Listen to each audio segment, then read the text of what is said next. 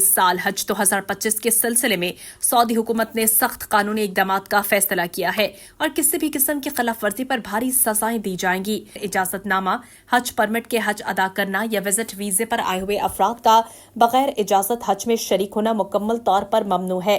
जो अफराद बगैर इजाजतनामा हज परमिट के हज अदा करने की कोशिश करेंगे, इनके खिलाफ सख्त कार्रवाई की जाएगी। हुकूमत ने इस तरह की खिलाफ वर्जियों पर कम अज कम 10,000 रियाल से लेकर 1 लाख रियाल तक जुर्माना, कैद, मुल्क बदरी, डिपोर्टेशन और आइंदा दाखिले पर पाबंदी जैसे इकदामात नाफिज किए हैं। वाले हुजाज के लिए नई टेक्नोलॉजी से लैस बैंड फराहम किए जा रहे हैं, जिनमें तमाम जरूरी मालूमात समेत लोकेशन मौजूद होंगी। गैर कानूनी तरीके से कोई भी हज करने की कोशिश ना करे, चूँकि इसके लिए सऊदी हुकूमत ने इस दफ़ा बड़ी सख्त सज़ाएँ जो हैं वो कानून में नाफिज की हैं और इसका नुकसान आपको होगा, आपकी फैमिलीज़ को होगा।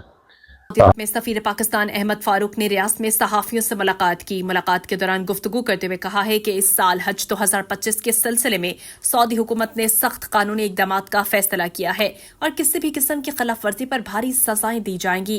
सफीर अहमद फारूक ने वाज़ेह किया कि बगैर इजाजतनामा हज परमिट के हज अदा करना या विजिट वीजे पर आए हुए अफराद का बगैर इजाजत हज में शरीक होना मुकम्मल तौर पर ममनू है। जो अफराद बगैर इजाजतनामा हज परमिट के हज अदा करने की कोशिश करेंगे, इनके खिलाफ सख्त कार्रवाई की जाएगी। उन्होंने कहा कि सऊदी हुकूमत ने इस तरह की खिलाफ वर्जियों पर कम अज कम 10,000 रियाल से लेकर 1 लाख रियाल तक जुर्माना, कैद, मुल्क बदरी, डिपोर्टेशन और आइंदा दाखिले पर पाबंदी जैसे इकदामात नाफिज किए हैं।